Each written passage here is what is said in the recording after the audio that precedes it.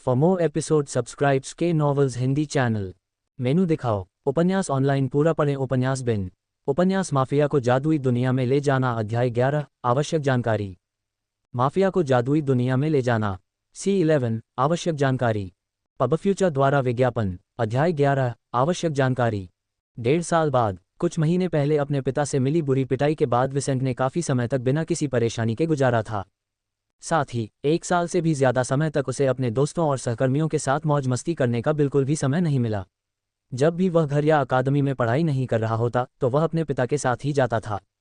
इसके कारण उन्होंने अपने बूढ़े पिता के पेशे के बारे में बहुत कुछ सीखा, कुछ बातचीत कौशल हासिल किए और इस समाज की अर्थव्यवस्था के बारे में थोड़ा और समझा। पोलारिस क्षेत्र में 3 प्रकार के सिक्के थे, सोना, चांदी और कांस्य, जिनका उपयोग सामान्यतः सभी प्रकार के व्यवसायों में दैनिक रूप से किया जाता था। एक सोने के सिक्के का मूल्य 100 चांदी के सिक्के के बराबर था, जो 10,000 कांसे के बराबर था। पोलारिस क्षेत्र में ये खनिज इसी अनुपात में मिलेंगे, इसलिए इनका मूल्य भी ऐसा ही है। हालांकि अन्य वस्तुओं को भी सिक्कों के रूप में इस्तेमाल किया जा सकता था, लेकिन उनकी दुर्लभता के कारण उनका प्रचलन कम था। इनमें रत्न, उच्च मूल्य वर्धित संसाधन और सबसे महत्वपूर्ण जादुई पत्थर शामिल थे।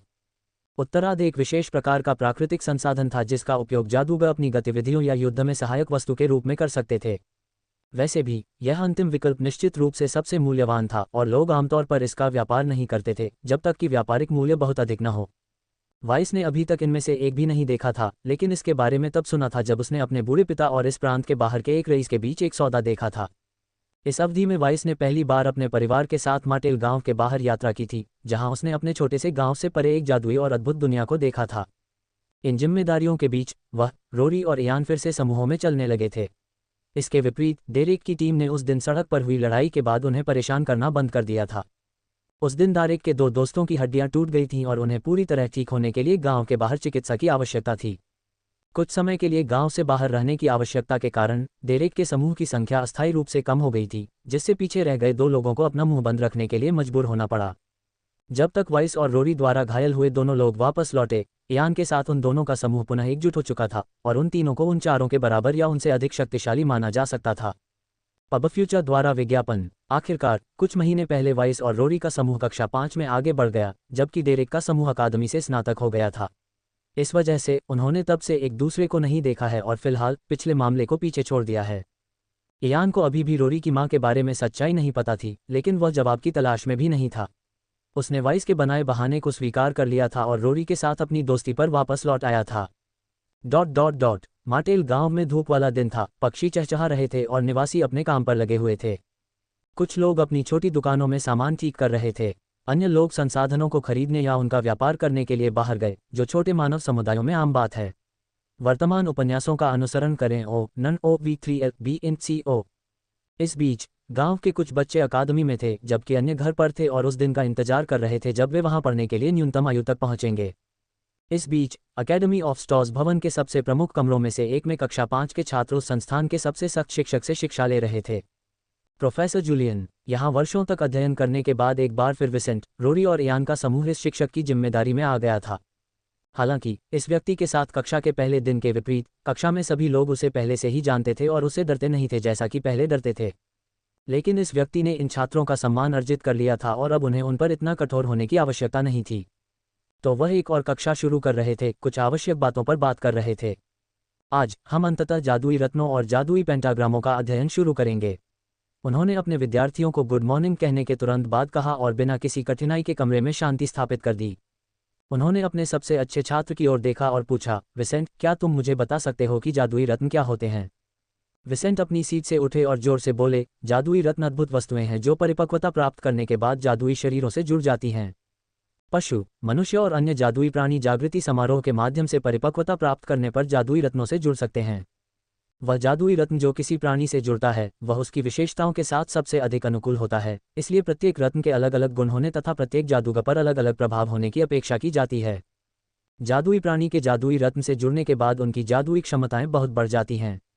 इस बिंदु से वे मंत्रों का जाप कर सकते हैं या अपनी जन्मजात विशेषताओं का उपयोग अपनी प्राकृतिक जादुई क्षमताओं से कहीं आगे के स्तर पर कर सकते हैं। जागृति से हम अपने अनुभवों को उनमें संग्रहित कर सकते हैं और उनका उपयोग नए मंत्र बनाने के लिए कर सकते हैं जो स्वतः ही उनमें समाहित हो जाएंगे। उसके बाद वे मंत्र सक्रियण, विकास और अन्य कार्यों में हमारी सहायता कर सकते हैं। पबफ्यूचर द्वारा विज्ञापन। यदि मुझे संक्षेप में बताना हो कि जादूगरों के लिए जादुई रत्न कितने महत्वपूर्ण हैं, तो मैं कहूँगा कि वे जादू का उपयोग करने में असमर्थ मनुष्यों के लिए मस्तिष्क की तरह आवश्यक हैं।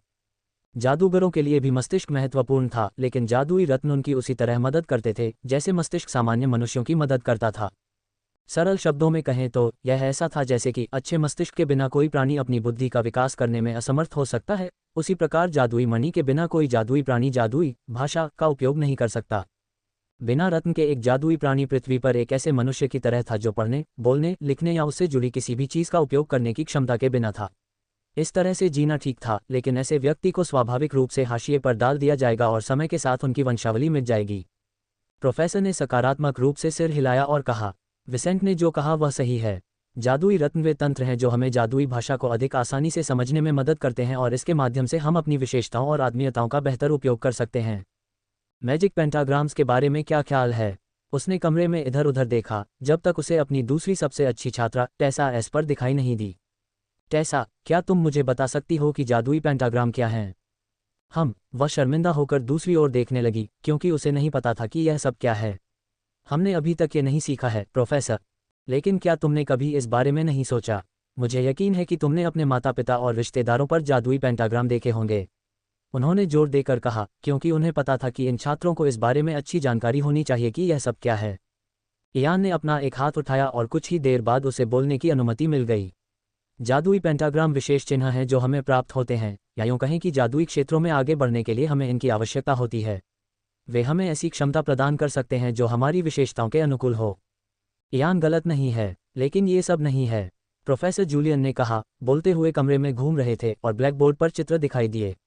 जबकि जादुई मणि जादूगर को विभिन्न तत्वों का उपयोग करके कई अलग अलग प्रकार के मंत्र बनाने की क्षमता देता है, जादुई पेंटाग्राम जादूगर के मन को एक सहज क्षमता और स्थिरता देता है। जैसे जैसे हम मजबूत होते जाते हैं, हमारे शरीर में मन अधिक मात्रा में हो जाता है और शरीर तथा आत्मा दोनों में परिवर्तन होता है। यह इतना अधिक कठोर है कि हम स्वाभाविक रूप से द्वितीयक उपकरणों का उपयोग किए बिना जादू की श्रेणी में आगे नहीं बढ़ सकते। हमारे मन को स्थिर करने वाले पेंटाग्राम के बिना हम एक निश्चित बिंदु पर पहुंचने पर अपने शरीर में मन के घनत्व के कारण विस्फोट कर देंगे। गल्प, वाह, लेकिन ये तो भयानक है। बच्चों ने आसपास के माहौल पर टिप्पणी की। और वास्तव में ऐसा ही है। यही कारण है कि अतीत में अधिकांश जादुई प्राणी निम्न स्तर के थे और समस्या को हल करने का तरीका जानने में उन्हें बहुत समय लगा। उन्होंने कहा, जादू के इस पहलू के बारे में बात करने के लिए उत्साहित, जिसे वह अपने छात्रों के साथ साझा कर सकते थे। लेकिन सौभाग्य से हमारे पूर्वजों ने हजारों वर्ष पहले ही इस समस्या का समाधान कर लिया था। इसलिए हम जानते हैं कि हमें अपने मन को स्थिर करने के लिए हर बार जादुई क्षेत्र में आगे बढ़ने पर जादुई पेंटाग्राम को अवशोषित करने की आवश्यकता होती है। इससे पहले हमारे लिए प्राकृतिक मैना की मात्रा को बढ़ाते रहना जोखिम भरा है, इसलिए मैजिक पेंटाग्राम को अवशोषित न कर पाना एक अड़चन में फंसने के समान है। उन्होंने पाठ जारी रखते हुए पेंटाग्राम के वर्गीकरण, उनकी उत्पत्ति, उन्हें कैसे आत्मसात किया जा सकता है तथा कुछ बुनियादी विवरण समझाए। पबफ्यूचर द्वारा विज्ञापन। संपर्क टॉस साइट मैप दान करें।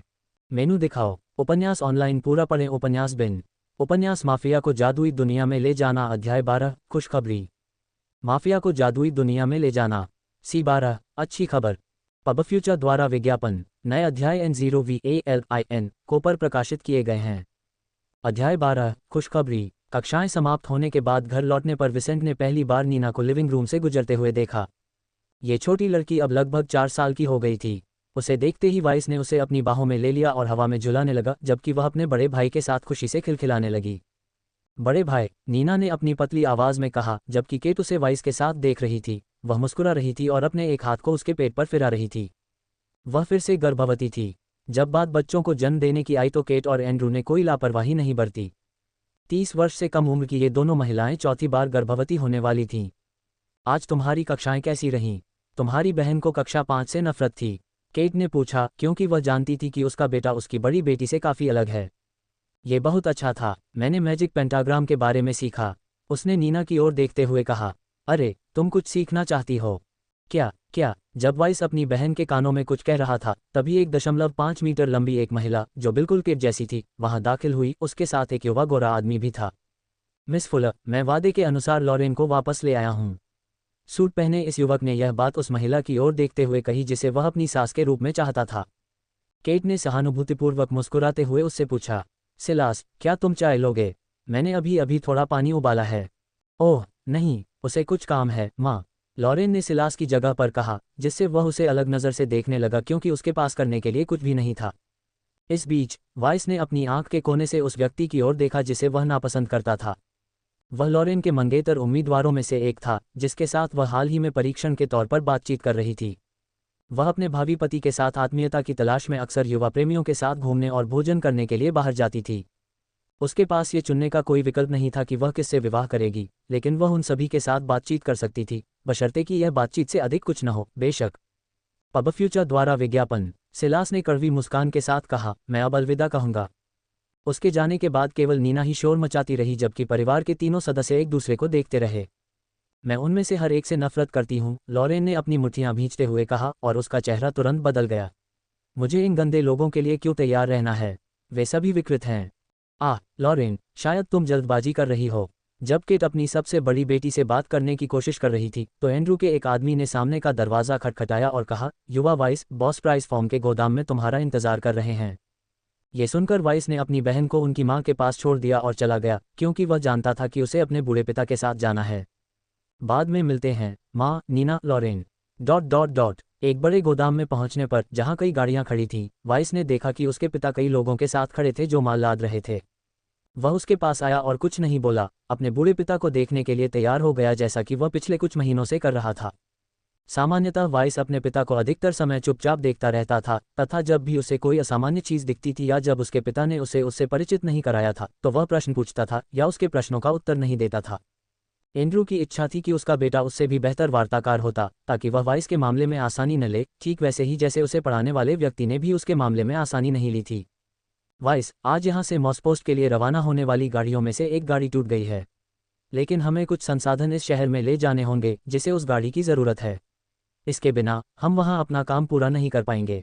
हम क्या करेंगे? मॉस्पोस्ट। उस शहर में पिताजी का सौदा यह है कि अगर हम तय कीमत से कम सामान डिलीवर करते हैं तो प्रत्येक आइटम की औसत कीमत 10% कम हो जाती है। लेकिन देरी पर कोई प्रतिबंध नहीं है। मैं आज कुछ भी नहीं भेजूंगा और सभी लोगों को उस वैगन को ठीक करने पर ध्यान केंद्रित करूंगा ताकि उसे कल सूर्योदय के समय भेजा जा सके। उन्होंने अपने पिता के प्रश्न का उत्तर पिछले कुछ महीनों में सीखी गई बातों से दिया। क्या होगा यदि वे देरी के कारण डिलीवरी में समस्या पैदा करने की कोशिश करें? एंड्रू ने अपने बेटे की ओर देखे बिना पूछा। असंभव। पिताजी का उनके साथ जादू का समझौता है, इसलिए वे कुछ नहीं कर सकते। लेकिन हमें किसी तरह उन्हें मुआवजा देना ही होगा। ऐसा करने की बाध्यता के बिना भी अपने ग्राहकों को नाराज करने से बचना हमेशा अच्छा होता है। मैं सुझाव दूंगा कि आप कोटे क्लैरेट वाइन के कुछ केस भेजें, जो उस क्षेत्र में सबसे ज़्यादा बिकने वाली वाइन में से एक है। इससे हमारे रिश्ते कमज़ोर होने से बचेंगे और नए समझौतों के रास्ते खुल सकते हैं। किसी नुकसान या देरी की भरपाई के लिए कोई भी कार्रवाई किसी व्यापारी के लिए लाभ की गारंटी नहीं दे सकती। लेकिन विसेंट ने 500 साल पहले व्यापारियों द्वारा विकसित की गई विधियों को सीखा था, जिन्होंने अपना ज्ञान उसके पिता की पीढ़ी को दिया। जादूगर लंबे समय तक जीवित रह सकते हैं, लेकिन गुरु से शिष्य तक पहुंचा ज्ञान कई पीढ़ियों तक चल सकता है और गुणवत्ता और मात्रा में बढ़ सकता है। पब फ्यूचर द्वारा विज्ञापन। इसके माध्यम से उन्होंने कई तकनीकें और सिद्धांत सीखे जो उनके पिता ने अपने गुरु से सीखे थे, जिन्होंने भी दूसरों से सीखा था और इनमें से कुछ विचारों को विकसित किया था। अपने बेटे का जवाब सुनकर एंड्रू प्रसन्न हुआ और अपने आदमियों की ओर देखकर संकेत दिया कि वे वैसा ही करेंगे जैसा वाइस ने कहा था। बहुत बढ़िया, वाइस, तुम अपनी जागृति से पहले ही मेरी जिम्मेदारियों का कुछ हिस्सा संभाल सकते हो। उसने चुपचाप अपने बेटे की ओर देखा और अपने होठों पर धनुष बांध लिया। 14 साल की उम्र में मेरे पास तुम्हें सिखाने के लिए कुछ नहीं बचेगा। उसके बाद अगर मुझे कुछ हो गया तो तुम मेरा व्यवसाय संभाल सकते हो। आपकी बहनों को आप में सुरक्षित आश्रय मिलेगा। ओह पिता, क्या हुआ? क्या मैंने कुछ गलत कहा? विसेंट को एहसास हुआ कि उसका बूढ़ा पिता उसकी ओर देख रहा था और संदेह में था। नहीं, तुम एकदम सही थे। अपनी पढ़ाई में लगे रहो। मेरे जैसा ज्ञान होने से तुम पहले से ही औसत से ऊपर हो, यहाँ तक कि मैं भी इस समाज में एक प्रासंगिक स्थिति तक पहुँचने से बहुत दूर हूँ। यदि आप वास्तविक जादूगरों को प्रभावित करना चाहते हैं तो आपको अपने ज्ञान को बहुत अधिक बढ़ाना होगा। एंड्रू ने कहा। उन्होंने कल्पना की कि उनके बेटे के पास महान जादुई प्रतिभा नहीं होगी, जिसके लिए उसे बहुत प्रभावशाली होना पड़ेगा। मैं आपकी बहनों की शादी में आपका प्रभाव बढ़ाने में मदद करने की कोशिश करूंगी, लेकिन अकेले इससे बहुत कुछ हासिल नहीं होगा। एक बड़ा परिवार होना और महिलाओं को अच्छी स्थिति में रखना परिवार के उत्तराधिकारी के लिए लाभ पाने का एक बहुत अच्छा तरीका था, लेकिन कोई पूरी तरह से इसकी मदद पर निर्भर नहीं रह सकता था, इसलिए एंड्रू को उम्मीद थी कि विसेंट अपना रास्ता खुद खोज लेगा। ये सुनकर विसेंट ने अपनी मुट्ठियां भींच लीं। उसे यह सोचकर दुख हुआ कि उसे अपने परिवार को बढ़ाने के लिए अपनी बहनों को बेचना पड़ा। वह इसके पूर्णतया विरुद्ध थे। दुर्भाग्यवश उसके पास अपने पिता की बात का खंडन करने के लिए कोई आवाज़ नहीं थी और वह इन परिस्थितियों को केवल कुछ समय के लिए ही स्वीकार कर सकता था। जहां तक जादूगरों को प्रभावित करने की बात है तो वह निश्चित रूप से भविष्य में ऐसा प्रयास करेंगे। अकेडमी ऑफ स्टॉज में कई वर्ष बिताने के बाद विसेंट ने अप्रेंटिस और एकोलाइट से ऊपर के अन्य रैंकों के बारे में सीखा था। वे थे मैज, मैज सॉवरेन, मैज पैरागॉन और आर्कमैज। वह नहीं जानता था कि इन जादुई क्षेत्रों को कैसे विभाजित किया गया है, नहीं यह कि क्या इसमें और भी चरण हैं, लेकिन वह जानता था कि केवल वही व्यक्ति इस दुनिया में अच्छी स्थिति में हो सकता है जो कम से कम एक जादूगर को प्रभावित करने में सक्षम हो। प्रशिक्षु दुनिया के सबसे निचले हिस्से में थे और उनकी संख्या करोड़ों में थी। इसके बाद अनुचर दुर्लभ थे, लेकिन फिर भी उनकी संख्या करोड़ों में थी। दूसरी ओर जादूगर पोलारिस दायरे के आसपास हजारों की संख्या में पाए जा सकते थे। इससे ऊपर उनकी संख्या जानना कठिन था, लेकिन चौथे, पांचवें और छठे चरण के जादूगर बहुत दुर्लभ थे और कुछ को तो किंवदंतियां भी माना जाता था। मैं परिवार के सभी त्यागों को सार्थक बनाने का प्रयास करूंगा, पिताजी, वाइस ने दृढ़ निश्चय से भरे स्वर में कहा, जिससे वह वास्तविकता से कहीं अधिक परिपक्व प्रतीत हो रहा था। खैर, तुम्हें अपने परिवार का ख्याल रखना है, चाहे तुम भविष्य में कहीं भी रहो।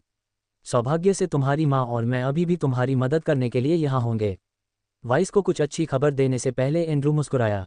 वैसे भी, वाइस, जब तुम अकादमी में अपना अंतिम वर्ष पूरा कर लोगे तो मैं तुम्हारी माँ और बहनों के साथ एक बड़ी यात्रा पर जाने की योजना बना रहा हूँ। हम साल्ट स्टार सिटी जा रहे हैं, इसलिए आपको खुद को तैयार रखना चाहिए। हम वहां पहुंचने के लिए कम से कम 1 महीने तक गाड़ी से यात्रा करेंगे। ओह, वाइस मुस्कुराया, क्योंकि उसे पता था कि साल्ट स्टार सिटी स्कॉट प्रांत का सबसे बड़ा शहर था जहां वह हमेशा से जाना चाहता था।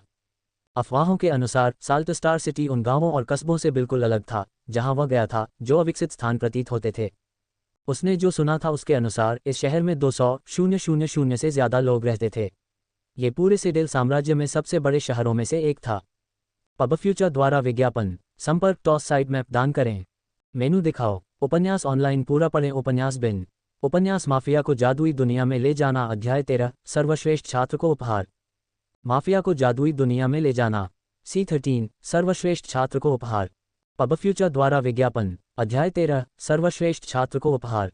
कुछ महीने जल्दी ही बीत गए।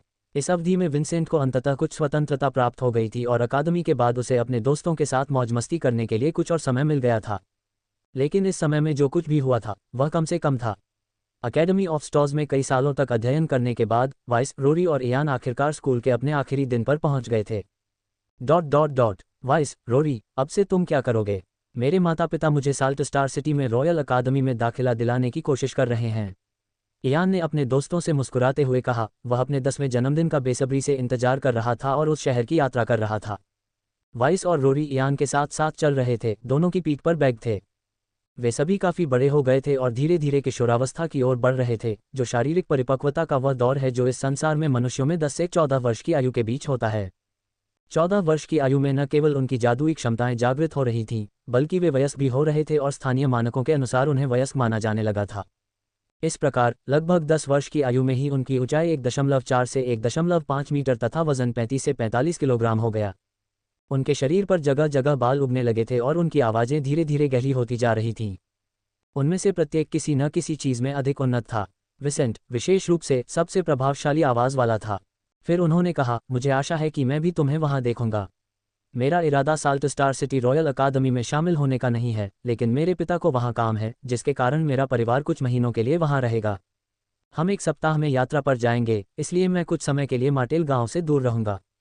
रोरी ने ये सुना, लेकिन उसे इस बात का दुख नहीं हुआ कि उसके दोस्त कुछ समय के लिए इस गांव से दूर रहेंगे। मैं तुम्हारा इंतजार करूंगा। इस समय मेरे पास कोई योजना नहीं है, मैं बस वाइस के अपने परिवार में शामिल होने का इंतजार करूंगा, रोरी ने कहा। उसे अपने सबसे अच्छे दोस्त की बात पर पूरा भरोसा था। विंसेंट ने पहले ही इयान और रोरी को अपना परिवार शुरू करने और अपने तरीके से जीवन जीने के सपने के बारे में बता दिया था। पब फ्यूचर द्वारा विज्ञापन। इयान को इस परिवार में शामिल होने में कोई रुचि नहीं थी, क्योंकि वह एक दिन सिडेल मैजिक कॉलेज में प्रवेश लेना चाहता था और राज्य में अपना स्थान प्राप्त करना चाहता था, संभवतः एक बड़े कुलीन परिवार में या यहाँ तक कि कुलीनता की उपाधि प्राप्त करना चाहता था। लेकिन रोरी ने अलग सोचा। डेरेक और उसके समूह के चंगुल से बचने के बाद उसने विसेंट से बहुत कुछ सीखा था और अन्य रुचियों के बिना उसने माफिया नामक इस चीज़ में शामिल होने का फैसला किया था। वह जानते थे कि उन्हें कानून से बाहर रहना होगा, लेकिन अपने स्वयं के नियमों का पालन करने और समाज की छाया में रहने के विचार ने उन्हें मोहित कर लिया। एक कमीने की तरह उसे सार्वजनिक व्यक्ति बनने में कोई रुचि नहीं थी और न ही किसी रईस का सेवक बनने में। मुझे अधिकतम 6 महीने में वापस आ जाना चाहिए। वाइस ने एक बार फिर रोरी से यही कहा। वापस लौटने के बाद वह माफिया की तर्ज पर अपना परिवार शुरू करने की योजना बना रहा था। फिलहाल उसने अपने रिश्तेदारों को ऐसी कोई बात नहीं बताने की योजना बनाई है और वह सिर्फ रोरी को अपने साथ रखेगा। जब तक वह वयस्क नहीं हो जाता और उसे ज़्यादा आज़ादी नहीं मिल जाती तब तक वह इसी तरह काम करना चाहता है। लेकिन एक बार जब उन्होंने अपने पिता के व्यवसाय का कुछ हिस्सा संभाला और अपने परिवार का घर छोड़ दिया तो उनके मन में बड़ी योजनाएं थीं। रोरी को ये बात यान से अधिक पता थी और उसने वाइस को सिर हिलाकर संकेत दिया कि वह इसका इंतजार कर रहा है। मुझे उम्मीद है कि आप लोग इसमें सफल होंगे, यान ने उनसे कहा। किसी भी तरह मुझे आपकी याद आएगी। तीनों कई सालों से अच्छे दोस्त थे और पिछले कुछ सालों में एक दूसरे से मिले बिना शायद ही कुछ दिन ही गुजरे हों। लेकिन अब वे दोनों अपने अपने रास्ते पर चलेंगे। ये कैसा रहेगा? आपका परिवार भविष्य में भी गांव में रहेगा, है ना? मैंने सुना है कि साल्ट स्टार सिटी रॉयल अकादमी में साल में 2 छुट्टियां होती हैं। तो चलो साल में कम से कम एक छुट्टी पर यहाँ मिलते हैं। विसेंट ने कहा, हम शिकार करने जा सकते हैं या यूं कहें कि शराब पीने जा सकते हैं। तीनों में से किसी ने कभी शराब नहीं पी थी, लेकिन मूर्ख बच्चों के रूप में जिन्होंने अपने से थोड़े बड़े परिवार के सदस्यों और परिचितों को शराब पीते देखा था, उनमें से कुछ को इसमें रुचि थी। तीनों ने इस बारे में सोचते हुए हंसे और इस बात पर सहमत हुए कि वे इसे कुछ महीनों में कर सकते हैं। अकादमी के गेट पर पहुंचने के बाद तीनों ने एक दूसरे की ओर देखा और अपने समूह के विशेष हाथ मिलाकर अलविदा कहा। कुछ महीनों में मिलते हैं, कुछ महीनों में मिलते हैं। ये कहते हुए वे अपने घरों की ओर भाग गए, जबकि कक्षा 5 के बाकी छात्र धीरे धीरे समूहों में अकादमी से बाहर चले गए। वे संख्या में कम थे, इसलिए वहां शोर मचाने के लिए कोई बड़ी भीड़ नहीं थी या अकादमी से निकलने वाले युवाओं में से किसी को खोने का खतरा नहीं था। इसलिए विसेंट को अपने घर की ओर दौड़ते हुए देखकर प्रोफेसर जूलियन ने चतुराई से स्नातक की उपाधि प्राप्त करने का जश्न मना रहे युवाओं के बीच जाकर उस लड़के के पास पहुंचे जो उनका पूर्व छात्र बनने वाला था। विसेंट, एक क्षण रुको, उसने कहा, हवा की तरह आगे बढ़ते हुए और तेजी से अपने लक्ष्य के करीब पहुंचते हुए। पब फ्यूचर द्वारा विज्ञापन। विसेंट ने पीछे मुड़कर देखा और रुक गया क्योंकि उसने अपने शिक्षक को एक बार फिर से जादू का प्रयोग करते देखा। लेकिन जूलियन और कई अन्य लोग अपने शरीर में मौजूद मैना के साथ जो कुछ भी लगातार करते थे वह कोई तकनीक या मंत्र नहीं था। अधिकांशतः जादूगर अपनी क्षमताओं का उपयोग सरल कार्यों के लिए करते हैं, जैसे घूमना फिरना, कुछ नया आसानी से सीखना, अपने शरीर के गुणों में सुधार करना आदि। मन का उपयोग करने के अनगिनत तरीके थे और जादूगर हर समय अपने जीवन को आसान बनाने के लिए इस सुविधा का उपयोग करते थे। क्या बात है प्रोफेसर, अब तुम्हें मुझे ऐसा कहने की ज़रूरत नहीं है। अकादमी के गेट से गुजरने के बाद तुम मेरे छात्र नहीं रहे। जूलियन ने विसेंट के कंधे थपथपाते हुए कहा और नीचे झुक गया। वैसे भी मैंने इस वजह से आपका ध्यान आकर्षित नहीं किया। ये लो, ये लो, यह एक उपहार है जो मैं तुम्हें दे रहा हूँ। उसने अपना एक हाथ खोला और विसेंट को दिखाया। ये सुनकर वाइस ने भौहें सिकुड़ी और जूलियन के हाथ में जो था उसे घूरने लगा। यह एक चांदी का हार था जिस पर काले रंग का अर्धचंद्र बना हुआ था। प्रोफेसर, ये लो, मैं चाहता हूं कि तुम इसे ले लो, जूलियन ने गंभीर स्वर में कहा। यह चीज़ मुझे अपनी युवावस्था में प्रांत में घूमते समय मिली थी। मुझे हमेशा लगा कि इसका मूल्य है, लेकिन मैंने इसे कभी बेचा नहीं और न ही यह पता लगाया कि इसकी कोई वैधता है या नहीं। अंत में मैं इतना कमज़ोर था कि यह पता लगाने की कोशिश ही नहीं कर सका। उसने अपनी असमर्थता को पहचानते हुए आह भरी। वाइस ने उसे विचारमग्न होकर देखा, क्योंकि वह जानता था कि यह आदमी गांव के सबसे शक्तिशाली जादूगरों में से एक है जो 5वें त्रिभुज से ज़्यादा दूर नहीं होगा। हालांकि तुम मेरे सबसे अच्छे छात्र थे, इसलिए मैं चाहता हूं कि तुम उसे अपने पास रखो। अगर किसी दिन ये तुम्हारी मदद करता है और तुम जान जाते हो कि यह क्या है, तो बदले में मुझे कुछ भी देने की चिंता मत करना। मैं बस ये जानना चाहता हूं कि इतने दशकों तक मैंने क्या क्या अपने साथ रखा है। जूलियन युवा दिखते थे, लेकिन उनकी उम्र 69 वर्ष थी। जादूगर अपनी जवानी को लंबा खींच सकते थे, इसलिए इस आदमी से भी ज्यादा उम्र के लोगों को उस समय की शक्ल सूरत के साथ पाया जाना आम बात थी जब वे अपने चरम पर थे। विसेंट ने ये सुना और उसे इसे पाने में रुचि हुई। जब उसने वह हार उठाया तो उसे तुरंत ही पूर्व दृश्य जैसा अनुभव हुआ। उसने अपनी मुट्ठियां भींच लीं और इसे स्वीकार कर लिया। धन्यवाद प्रोफेसर, अगर एक दिन मैं कर सका तो मैं आपकी शंकाओं का समाधान करूंगा। उसके बाद वाइस ने अलविदा कहा और अंततः अपने प्रस्थान के लिए अपनी चीजें तैयार करने चला गया। एक सप्ताह में वह और उसका परिवार इस गांव को छोड़कर प्रांत के सबसे बड़े शहर के लिए रवाना हो जाएंगे। Ads by PubFuture. संपर्क टॉस साइट मैप दान करें। मेनू दिखाओ। उपन्यास ऑनलाइन पूरा पढ़ें। उपन्यास बिन। उपन्यास माफिया को जादुई दुनिया में ले जाना। अध्याय 14 साल्ट स्टार शहर की यात्रा। माफिया को जादुई दुनिया में ले जाना। सीख 14 साल्ट स्टार सिटी की यात्रा।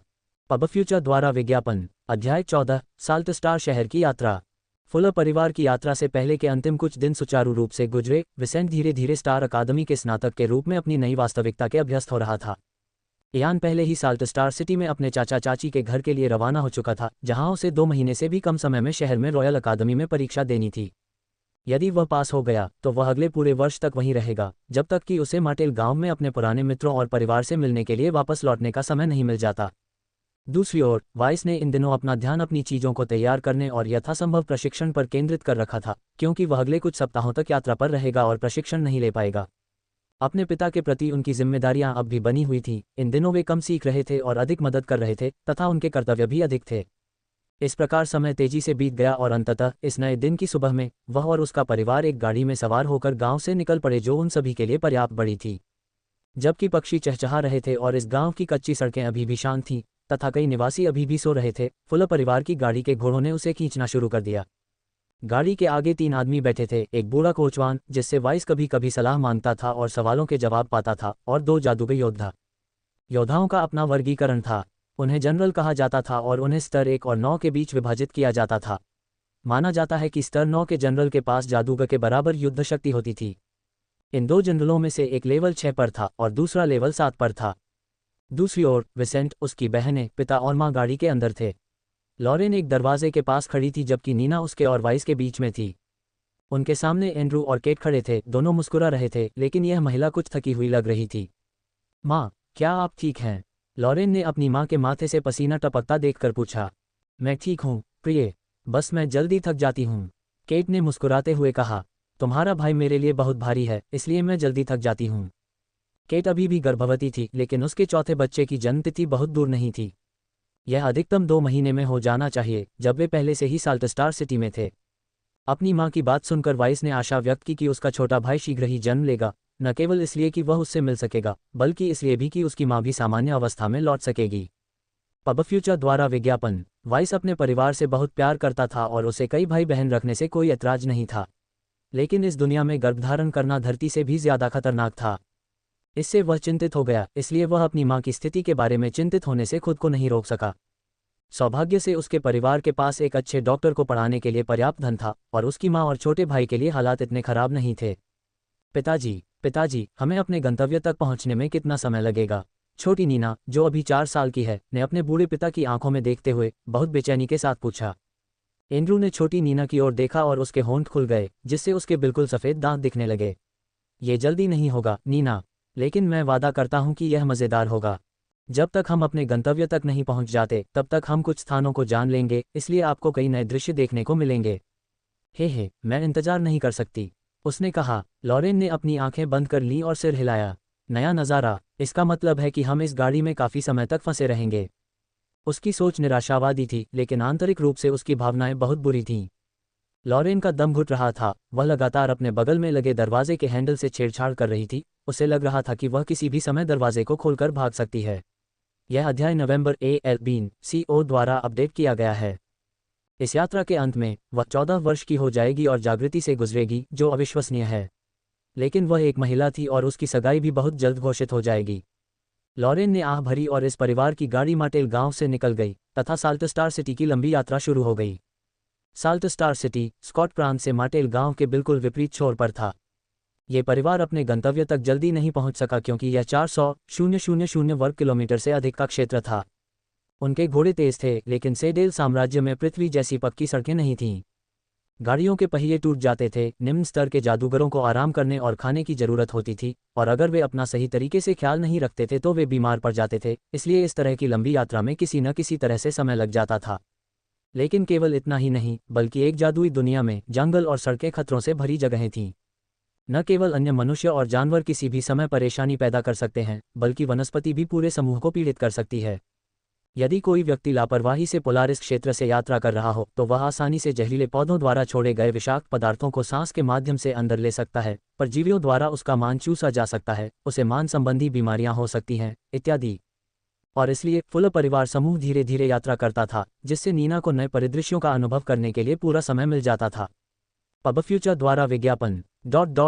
मार्टेल गांव छोड़ने के 2 सप्ताह बाद फुलर परिवार समूह उस क्षेत्र के मैदानी इलाकों को छोड़कर, जहां उनका घर था, अधिक ऊबड़ खाबड़ इलाके में प्रवेश कर गया। वे उस क्षेत्र से जितना दूर चले गए, राहत, जलवायु और वनस्पति उतनी ही अधिक चरम पर पहुंच गई। विसेंट और लॉरेन पहले से ही समझ चुके थे कि ऐसा क्यों था। फिर भी इन दिनों एंड्रू और केट ने नीना को समझाया था कि ऐसा वायुमंडल में मुक्त मैना के कारण था। किसी स्थान पर मान जितना सघन होगा, उस क्षेत्र की विशेषताएं उतनी ही अधिक चरम होंगी। यदि कोई स्थान प्राकृतिक रूप से ठंडा है तो यदि उस क्षेत्र में मैना की सांद्रता बहुत अधिक है तो वहां बर्फ जम सकती है, या यदि वह कम है तो केवल ठंड लग सकती है। मार्टेल गांव अपेक्षाकृत कम मानव वाले क्षेत्र में स्थित था, जहां केवल पहले 2 जादुई क्षेत्रों में से एक में निम्न स्तर के साधकों जैसे कि मनुष्यों के लिए ही पर्याप्त मानव उपलब्ध था।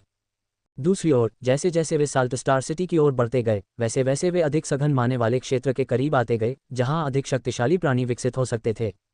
इस अंतर को देखते हुए ये स्वाभाविक था कि इस समूह के मार्ग में मौसम और परिदृश्य में बहुत अधिक परिवर्तन होगा। विशेष रूप से आज समूह काफी भाग्यशाली रहा और जिस क्षेत्र से वे गुजर रहे थे वहां धूप खिली हुई थी और हवाएं अपेक्षाकृत शांत थीं। चारों ओर का वातावरण जीवंत हरियाली से जगमगा रहा था और प्रकृति की सुगंध इस परिवार की गाड़ी की बाधाओं को नजरअंदाज करते हुए तब तक वहां यात्रा कर रहे लोगों के नथुनों तक पहुंच रही थी। विसेंट अपनी यात्रा के दौरान आमतौर पर काफी कुछ पढ़ता रहता था। फिर भी इस दिन उसने अपने परिवार की गाड़ी के ऊपर लेटकर घोड़ों की दौड़ के दौरान धूप का आनंद लेने के लिए कुछ समय निकाला। आह, दिन बहुत बढ़िया है, उसने आंखें बंद करके कहा। उसे महसूस हो रहा था कि दिन का प्रकाश उसकी त्वचा में प्रवेश कर रहा है और उसके शरीर को गर्म कर रहा है। उसे नहीं पता था कि उसे अपने शरीर में विटामिन डी के उत्पादन को बढ़ाने के लिए धूप सेंकने की जरूरत है या नहीं। हालांकि उसने अभी भी अपनी सांसारिक आदत को बनाए रखा और ऐसा करना उसे बहुत अच्छा लगा। जब वह उस गाड़ी के ऊपर आराम कर रहा था तो उसने वहां अपने परिवार की रक्षा के लिए तैनात योद्धाओं को गाड़ीवान से बात करते हुए सुना, जबकि उसके माता पिता सो रहे थे। नीना और लॉरेन कुछ खा रहे थे और वह उनके चबाने की आवाज़ सुन सकता था। बड़े हरे लॉन वाले इस क्षेत्र में सब कुछ शांतिपूर्ण था। विसेंट के चेहरे पर बड़ी मुस्कान थी, वह अपने होठों पर दांत छुपाने में असमर्थ था। लेकिन तभी उसे ऐसा महसूस हुआ जैसे उसके ऊपर बादल छा गया हो, क्योंकि उसने देखा कि उस क्षेत्र की चमक अचानक कम हो गई है। ओह, अभी तो आसमान में कोई बादल नहीं था, उसने आंखें खोलने से पहले सोचा। जब उसने ऐसा किया तो उसने कुछ ऐसा देखा जिससे उसकी आंखें चौड़ी हो गईं, क्योंकि एडम का डंडा ऊपर नीचे हो रहा था। गल्प। उसी समय 2 व्यक्ति अपने समूह के गुजरने वाले स्थान से दर्जनों मीटर ऊपर हवा में संघर्ष करते हुए दिखाई दिए। पब फ्यूचर द्वारा विज्ञापन। संपर्क टॉस साइट मैप दान करें। मेनू दिखाओ। उपन्यास ऑनलाइन पूरा पढ़ें। उपन्यास बिन। उपन्यास माफिया को जादुई दुनिया में ले जाना। अध्याय 15 उच्च स्तरीय युद्ध। माफिया को जादुई दुनिया में ले जाना। C15 उच्च स्तरीय लड़ाई। पब फ्यूचर द्वारा विज्ञापन। अध्याय 15 उच्च स्तरीय लड़ाई। दोनों लोग हवा में लड़ रहे थे, तैर रहे थे जैसे कि दुनिया में ऐसा करना सबसे आसान काम हो। वे हवा में ऐसे चलते थे जैसे जमीन पर चल रहे हों, एक दूसरे पर हमला करते हुए, चकमा देते हुए, बचाव करते हुए और जवाबी हमला करते हुए चलते थे। विसेंट के लिए असंभव तीव्र गति से चलने वाली गतिविधियों के बीच उनके चारों ओर जादुई पेंटाग्राम प्रकट होते थे, जो चारों ओर शक्तियों के विभिन्न रूपों के प्रकट होने के साथ चमकते थे। सब कुछ इतनी तेजी से हो रहा था कि विसेंट जैसे व्यक्ति के लिए इसे संभाल पाना मुश्किल था, जिसका अपने मन पर कोई नियंत्रण नहीं था। लेकिन वह देख सकता था कि एक पीला पेंटाग्राम तीव्रता से चमक रहा था और उन दोनों में से एक की भुजा 4 गुना बड़े अंग में बदल गई, जो जानवरों जैसी आकृतियां दिखा रहा था। फिर उस व्यक्ति ने अपने शरीर पर उगे पंजों से अपने प्रतिद्वंद्वी पर हमला किया, जिससे उसके लक्ष्य की ओर हवा में ब्लेड बन गए। यह अध्याय नवंबर A.L. बीन CO द्वारा अपडेट किया गया है।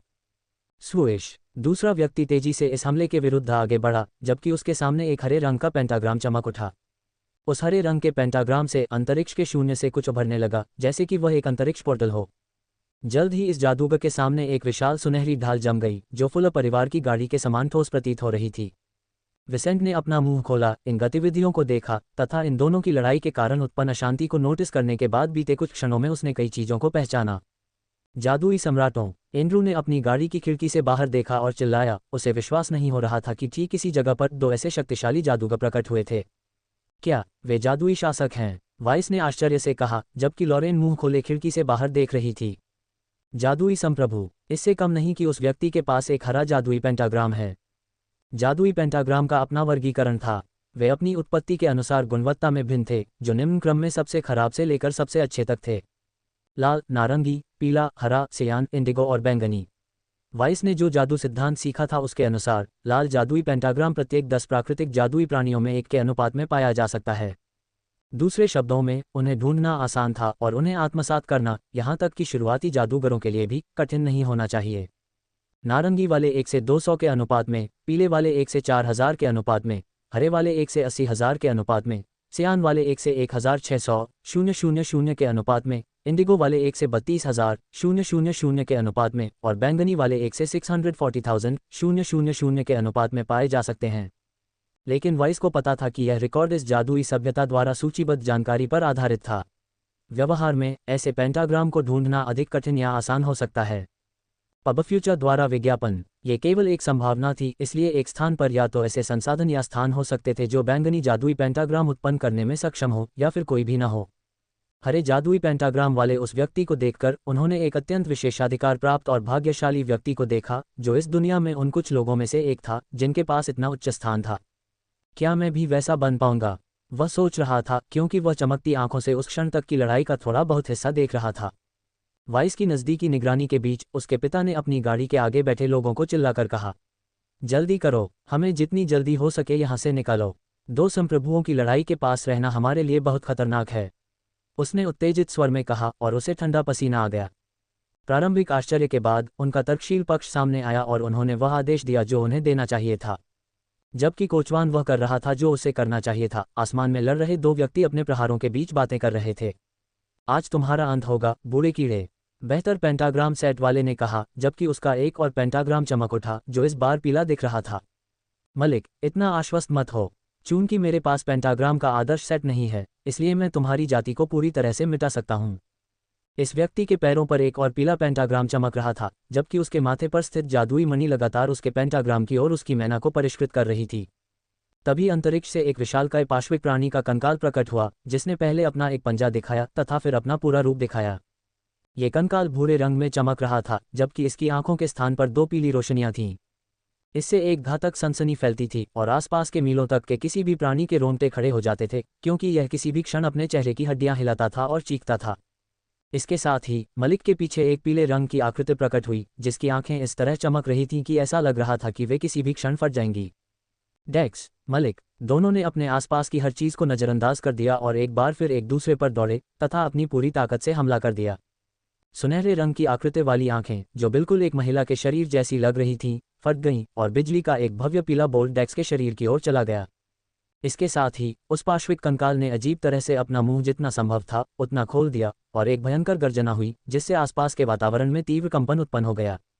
ओह नहीं! उसी क्षण फुलर परिवार की गाड़ी में बैठे सभी लोगों ने अपने हाथ कानों की ओर उठा लिए और उस तीखी आवाज को लगभग असहनीय रूप से सुनने लगे। ये बात विशेष रूप से उन बच्चों के लिए सत्य थी जो अभी तक जागृति की अवस्था से नहीं गुजरे थे और इसके प्रति पूरी तरह असुरक्षित थे। आह! विसेंट दर्द से चिल्लाया, क्योंकि उसे लगा कि उसके कान से खून बह रहा है, लेकिन उसे अपनी बहनों की ज्यादा चिंता थी जो उससे भी ज्यादा जोर से चिल्ला रही थीं। पब फ्यूचर द्वारा विज्ञापन, कुछ लोगों की सोच के विपरीत उच्च स्तरीय जादूगरों की लड़ाई देखना कोई सुखद बात नहीं थी।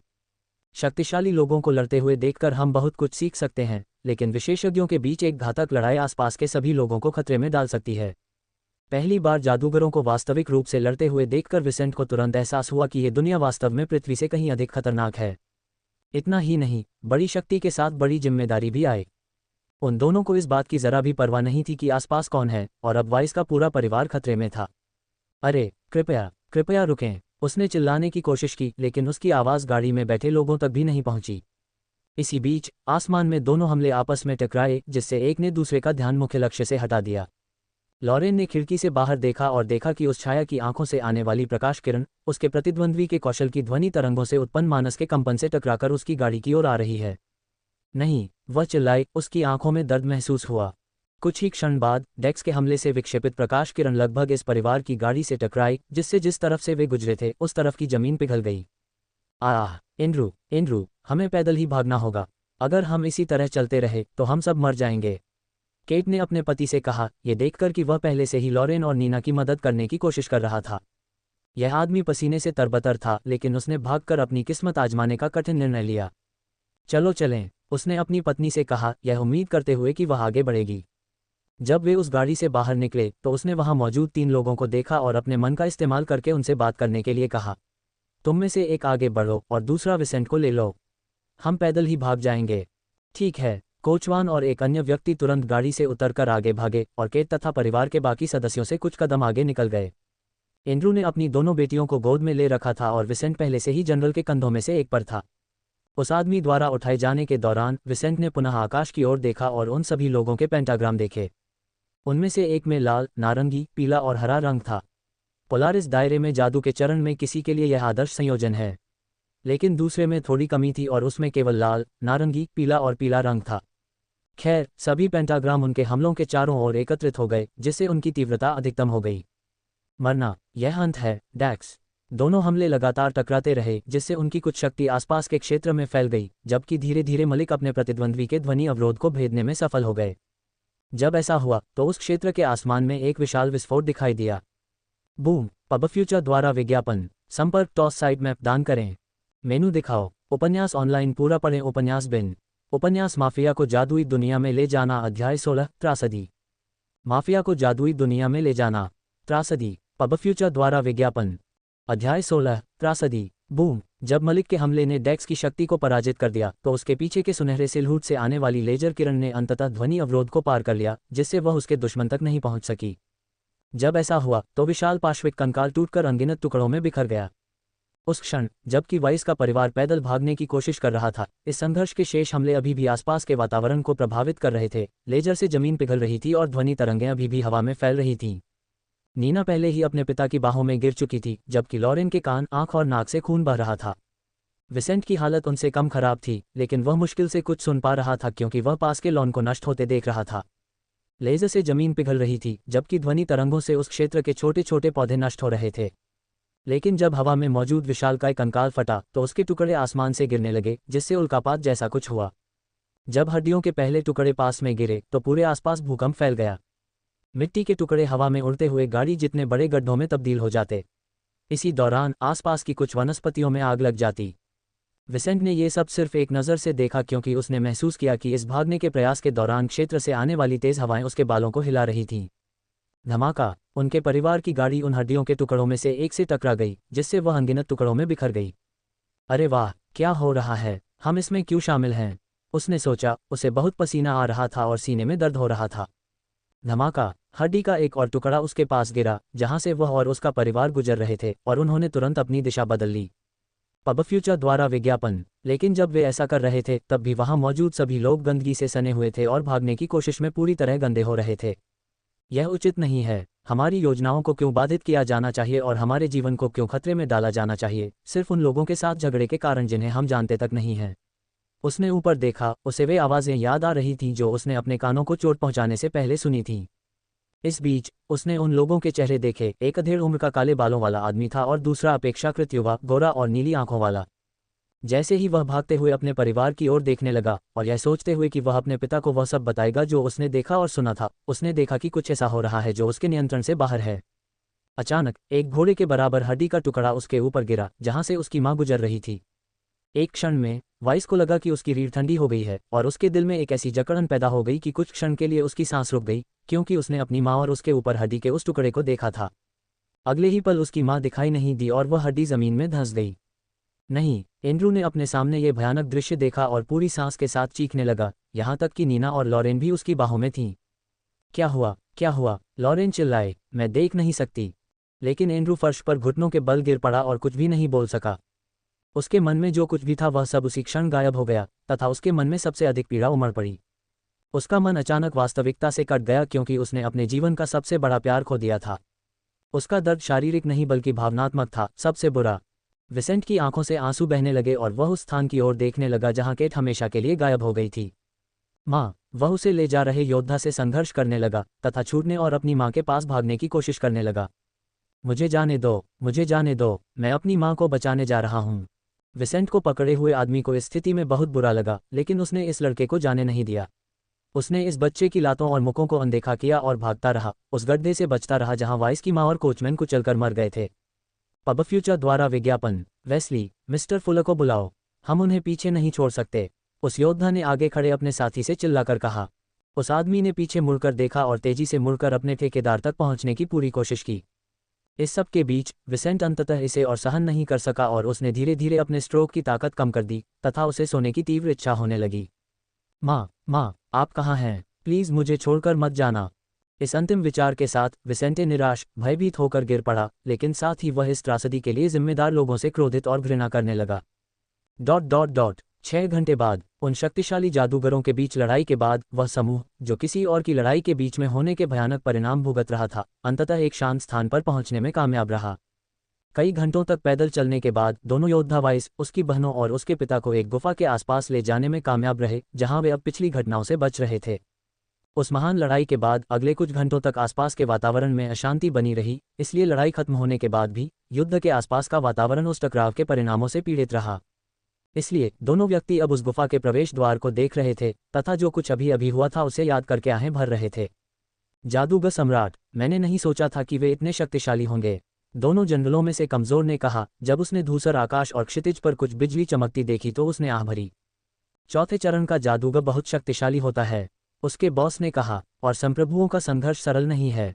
हमारे जैसे लोगों के लिए कहानी सुनाने के लिए जीवित रहना ही एक बड़ी उपलब्धि है। ये बात इस परिवार को बताओ। वेस्ली ने पीछे मुड़कर एंड्रू की ओर देखते हुए कहा। इस आदमी ने अपनी गर्भवती पत्नी को अपनी आंखों के सामने खो दिया था। ये कितना दर्दनाक होगा ना। लेकिन किसी तरह उन्होंने अपने 3 घायल बच्चों की देखभाल करने की ताकत पाली थी और इस समय वह उनमें से सबसे अधिक घायल नीना की देखभाल कर रहे थे।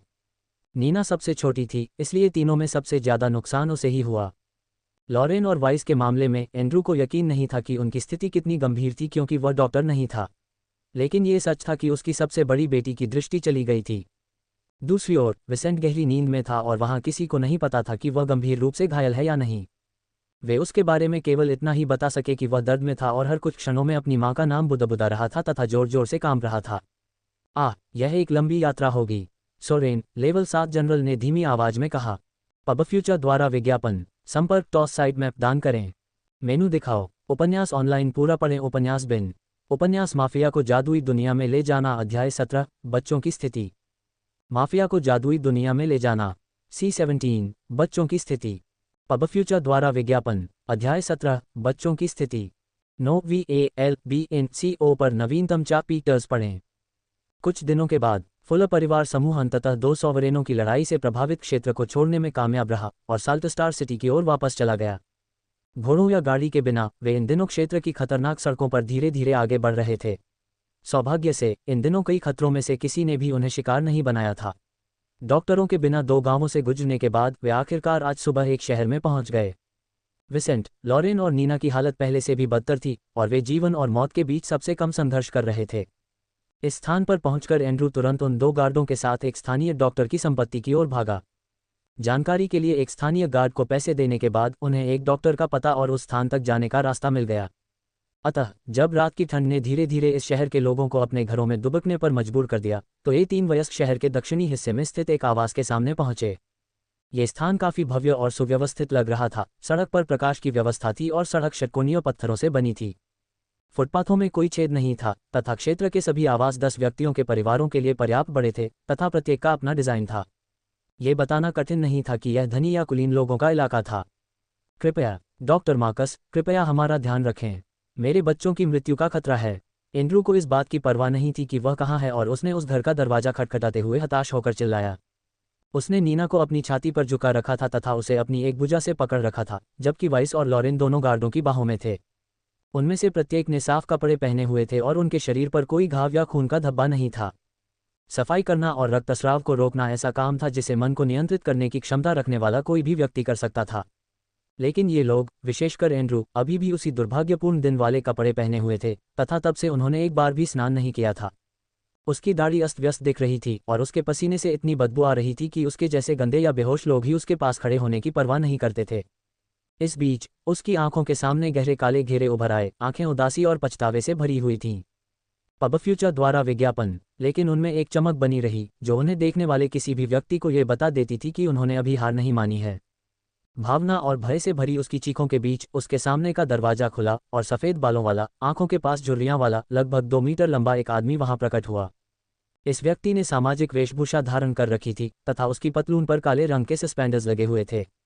कृपया मेरे बच्चों को बचाने में मेरी मदद करें, मैं आपको आवश्यक भुगतान करूंगा, एंड्रू ने उस व्यक्ति से विनती की, हालांकि उसे यकीन नहीं था कि यह इस निवास का डॉक्टर था। उस आदमी के चेहरे पर गंभीरता का भाव था। वह ये देखने के लिए उसके दरवाजे पर आया था कि कौन उसके खाने में खलल डाल रहा है। अब वह कार्यालयीन समय में नहीं थे और अपने घर में मरीजों को नहीं देखते थे। लेकिन अपने दरवाजे पर गंदे आदमी की बाहों में छोटी लड़की को देखकर ये बूढ़ा आदमी अपनी अभिव्यक्ति को थोड़ा बदलने से नहीं रोक सका। नीना का गोल मटोल शरीर कागज के पन्ने की तरह पीला पड़ गया था, वह कांप रही थी और उसकी आंखें लगातार घूम रही थीं। ये स्पष्ट था कि वह पीड़ित थी। आदमी की आंखें सिकुड़ गईं और उसने पूछा, इस लड़की को क्या हो गया है? क्या हुआ? वह उन्हें मना कर सकता था या पूछ सकता था कि उन्हें इतनी हिम्मत कहाँ से मिली कि वे रात के इस समय उसके दरवाजे पर आए। लेकिन अगर उसने सेवा करने से मना कर दिया तो उसे पक्का यकीन था कि यह छोटी बच्ची मर जाएगी। चाहे वह कितना भी क्रोधित क्यों न हो, वह इन लोगों की मदद करने से इनकार नहीं कर सकता था। ये समाज जटिल हो सकता है, अत्याचार करने में सक्षम लोगों से भरा हुआ है, लेकिन कई लोगों के अपने नैतिक सिद्धांत और अपना पेशेवर सम्मान था। उस बच्ची को देखते हुए, जो इलाज न मिलने पर कुछ ही समय में मर सकती थी, वह जो उसे बचाने में सक्षम डॉक्टर था, उसके मामले को अनदेखा नहीं कर सकता था। 5 बच्चों के पिता होने के नाते, यदि उन्होंने अभी इन लोगों की देखभाल नहीं की तो वे इन बातों को हमेशा याद रखेंगे। हम विशेषज्ञों के संघर्ष में शामिल थे। हमने जितनी जल्दी हो सके भागने की कोशिश की, लेकिन 2 सॉवरेन इतने शक्तिशाली थे कि हम समय रहते भाग नहीं सके। एंड्रू ने अपनी बेटी के छोटे से शरीर को उस व्यक्ति को सौंपते हुए कहा। डॉक्टर मार्कस ने यह बात सुनी और अपने घर के दफ्तर की ओर भागे। क्या? एंड्रू के मुंह से सॉवरेन शीर्षक सुनते ही उन्होंने आवाज लगाए। जब एंड्रू का समूह इन लोगों का पीछा कर रहा था तो एक मध्यम आयु वर्ग की महिला और 2 किशोर उस आवाज के गलियारे में दिखाई दिए। क्या हुआ, प्रिय? लेकिन उन घायल बच्चों को देखकर एशर मार्कस की पत्नी ने अपने ही प्रश्न का उत्तर दिया, वे बच्चे ठीक नहीं हैं। वह डॉक्टर नहीं थी, लेकिन उन्होंने वर्षों तक अपने पति की मदद की थी और बहुत सी चीजें सीखी थीं। पब फ्यूचर द्वारा विज्ञापन। बच्चों, यहीं रहो और अपने पिता को परेशान मत करो, उसने आदेश दिया और वह कार्यालय में भाग गई, जहां वे 4 वयस्क पहले से ही घुस आए थे। जबकि दोनों गार्डों ने वाइस और लॉरेन के शवों को उन दोनों के लिए काफी बड़ी कुर्सी पर रख दिया था, डॉक्टर मार्कस पहले से ही नीना के साथ एक स्ट्रेचर पर उसके छोटे शरीर की जांच कर रहे थे। डॉक्टर, एंड्रू ने अपने हाथों को एक दूसरे के खिलाफ दबाया, उसका दिल उसकी छाती में तेजी से धड़क रहा था। डॉक्टर कुछ क्षण के लिए चुप हो गया, क्योंकि उसकी आंखों में राजसी हरा रंग चमक रहा था, जो उसके हाथों पर लगे मानस से मेल खा रहा था। सिक्के जैसे दिखने वाले एक उपकरण का उपयोग करके उन्होंने लड़की के शरीर की समस्याओं को अधिक गहराई से महसूस किया। पिताजी, मेरे पास अच्छी खबर और बुरी खबर दोनों हैं, उन्होंने 1 मिनट बाद कहा, जबकि उनकी पत्नी पहले से ही उनकी मदद करते हुए उनके पास खड़ी थी। गल्प। क्या अच्छा है? एंड्रू ने पूछा। आपकी बेटी जीवित रहेगी। और बुरा क्या है? उसने गहरी सांस ली और जो भी हो उसके लिए खुद को तैयार किया। उसकी सुनने की शक्ति खत्म हो गई है, वह कभी भी ध्वनि तरंगों में अंतर नहीं कर पाएगी। वह बहरी है, पिताजी। उसने बताया कि पहले वह क्या कर सकता था। उसके मस्तिष्क का एक हिस्सा भी प्रभावित हुआ है, लेकिन मैं उसे ठीक करने की कोशिश कर सकता हूँ। हालांकि आपको पता होना चाहिए कि भविष्य के बारे में कोई गारंटी नहीं है। इस प्रक्रिया के परिणाम हो सकते हैं। यह उसकी गतिशीलता को नुकसान पहुंचाने से लेकर उसकी जादुई प्रतिभा तक को नुकसान पहुंचा सकता है। उस कार्यालय में लोग तब तक चुप रहे जब तक मार्कस ने नहीं पूछा, क्या आप चाहते हैं कि मैं आगे बढ़ूं? लेकिन जान लें कि अगर मैं कुछ नहीं करूंगा तो उसकी स्थिति और भी बदतर हो सकती है। कृपया अपना सर्वश्रेष्ठ प्रयास करें, डॉक्टर। एंड्रू एक कुर्सी पर बैठ गया और अपना सिर नीचे कर लिया तथा वहां मौजूद लोगों से अपना चेहरा छिपा लिया। प्रिय, उसे तैयार करो। आगे बढ़ने से पहले मैं इन दोनों की स्थिति की जांच करूंगा, उसने लॉरेन और वाइस के पास पहुंचने से पहले कहा। जब उनकी पत्नी नीना की देखभाल कर रही थी तो इस व्यक्ति ने तुरंत देखा कि लॉरेन की दृष्टि चली गई है और उसकी सुनने की क्षमता भी प्रभावित हुई है। हालांकि उपचार और धैर्य के साथ वह एक दिन फिर से सामान्य रूप से सुनने में सक्षम हो जाएगी।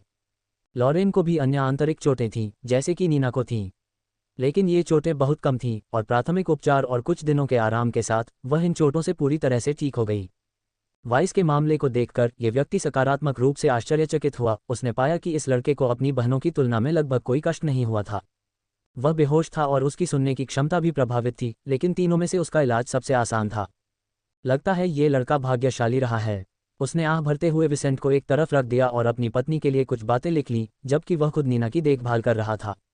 आप लोगों ने जिन सॉवरेन से मुलाकात की उनमें से एक बोन माउंटेन से बूढ़ा डेक्स होना चाहिए। उफ, आप लोगों को वास्तव में बहुत बुरा भाग्य मिला है, उन्होंने टिप्पणी की, क्योंकि उन्होंने इन युवाओं की पीड़ा के साथ खेती के स्तर को जोड़ा। लेकिन चिंता मत करो पिताजी, ये दोनों थोड़ी देर बाद ठीक हो जाएंगे, खासकर लड़का। धन्यवाद डॉक्टर, धन्यवाद। पब फ्यूचर द्वारा विज्ञापन। संपर्क टॉस साइट मैप दान करें, मेनू दिखाओ, उपन्यास ऑनलाइन पूरा पढ़ें। उपन्यास बिन। उपन्यास माफिया को जादुई दुनिया में ले जाना। अध्याय 18, बदला लेने की इच्छा। माफिया को जादुई दुनिया में ले जाना। C18, बदला लेने की इच्छा। पब फ्यूचर द्वारा विज्ञापन। अध्याय 18, बदला लेने की इच्छा। पिछले शहर में कुछ दिन रहने के बाद विसेंट और लॉरेन अंततः अपनी स्थिति से जाग गए थे। लॉरेन सबसे पहले जागी और सबसे अधिक प्रभावित हुई। ये पता चलने पर कि वह उस दिन के बाद कभी नहीं देख पाएगी, उसने खुद को उस घर के बेडरूम में बंद कर लिया था जो उसके पिता ने इस शहर में खरीदा था। वह मुश्किल से ही अपने पिता द्वारा परोसा गया खाना खाती थी, हमेशा बहुत उदास रहती थी। रात को सोना भी उसके लिए आसान नहीं था। बुरे सपनों के बीच वह अपनी मौजूदा जिंदगी के निराशाजनक अंधेरे में जाग जाती थी, जिसकी आदत डालना उसके लिए चुनौतीपूर्ण था। उसने अपने पिता से पहले ही सुन लिया था कि उसकी माँ और केट के गर्भ में पल रहा बच्चा अब उनके बीच नहीं रहे, इसलिए उसे दुगना कष्ट हुआ। पहले तो वह इस बात से बहुत दुखी थी कि उसे एक ऐसे व्यक्ति से सगाई करनी पड़ रही है जो उसे पसंद नहीं था, लेकिन अब उसे यह एहसास होने लगा कि वह कितनी मूर्ख थी। उसे पहले कोई परेशानी नहीं थी, उसकी जिंदगी को सही माना जा सकता था, लेकिन फिर भी उसने अपने माता पिता से कई बार शिकायत की थी। अब वह बस यही चाहती थी कि उसे यह समस्या हो। काश वह अपनी खोई हुई दृष्टि वापस पा लेती, अपनी माँ और भाई को वापस ला पाती, वह भी शादी की कीमत पर। उसे तो इस बात की भी परवाह नहीं होगी कि उसे एक घिनौने बुरे आदमी से शादी करनी पड़े। लेकिन उसकी सच्चाई क्रूर थी और उसके विचारों में कोई बदलाव नहीं आने वाला था। अब वह अंधी हो चुकी थी, उसकी माँ नहीं थी और संभवतः वह अपनी पिछली अनुकूल स्थिति को छोड़कर अविवाहित ही रहेगी, भले ही वह ऐसा न करना चाहे। लेकिन जब वह अपनी निराशाजनक स्थिति में जी रही थी, विसेंट आज सुबह जाग गई थी।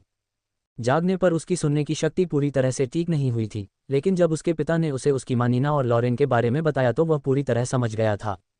उसने देखा था कि कैसे एक हड्डी के टुकड़े ने उसकी माँ को कुचल दिया था, लेकिन फिर भी वह अपने बूढ़े पिता की बातें आंखों में आंसू भरकर सुन रहा था।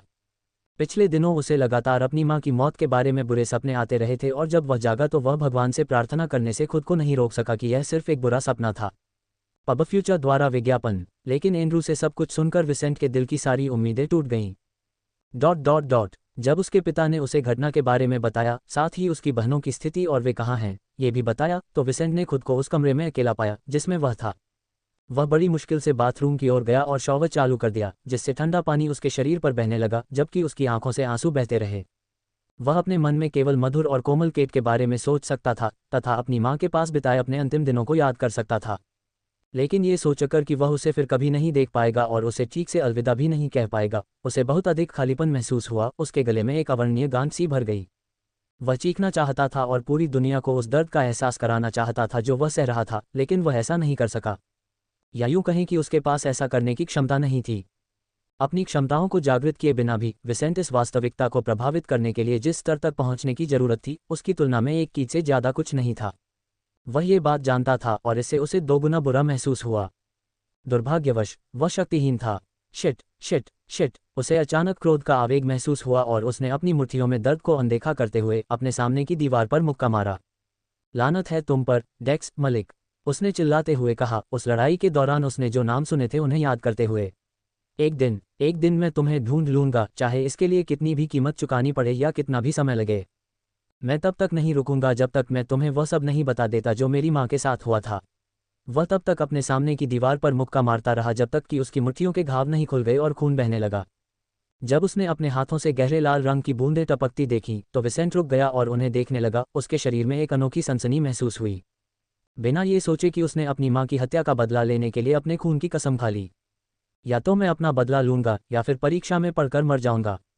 दृढ़ विश्वास से भरे इन शब्दों के बाद वाइस ने नहाना समाप्त किया और जल्दी से कपड़े पहन लिए तथा अपनी उंगलियां सिकुड़कर उसने जो कुछ किया था उसे छुपाने लगा। अपने कमरे से निकलकर वह सीधे उस कमरे में गया जहां उसके पिता ने उसे बताया था कि लॉरेन है।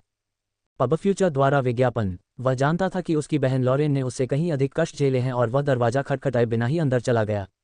लॉरेन, यह मैं हूँ, वाइस, उसने कहा जैसे ही वह बिस्तर के करीब पहुंचा जहां उसकी बहन तकिए में लिपटी हुई थी। इस सामग्री का स्रोत NOVL/N। वाइस, क्या तुम जाग रहे हो?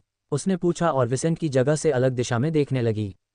ये देखकर कि उसकी बहन को अभी तक आवाज़ से लोगों की स्थिति पहचानने की आदत नहीं पड़ी है, विसेंट के दिल में एक बार फिर गुस्से की लहर दौड़ गई। मुझे माफ़ कर दो, बड़ी बहन, उसने मुश्किल से कहा। मुझे पता है कि मैं अब कमज़ोर हो गया हूँ, लेकिन मैं तुमसे वादा करता हूँ, एक दिन मैं अपनी माँ का बदला लूँगा। लॉरेन को यकीन नहीं था कि उसका भाई एक दिन अपनी माँ या यहाँ तक कि उसके और नीना के साथ जो कुछ हुआ था उसका बदला ले पाएगा। लेकिन वह अपने भाई को अच्छी तरह जानती थी और जानती थी कि वह मजाक नहीं कर रहा था। उसके चेहरे पर फिर से आंसू बहने लगे और उसने कहा, विसेंट, इसकी चिंता मत करो। मुझे माँ की याद आएगी, लेकिन यही तो जिंदगी है, हम कुछ नहीं कर सकते। वे लोग संप्रभु थे, भले ही वे पैरागॉन या आर्कमैच हों, इससे कोई फर्क नहीं पड़ता। मैं उन तक पहुंचने के लिए हर संभव और असंभव कोशिश करूंगा, उसने पूरे विश्वास के साथ कहा।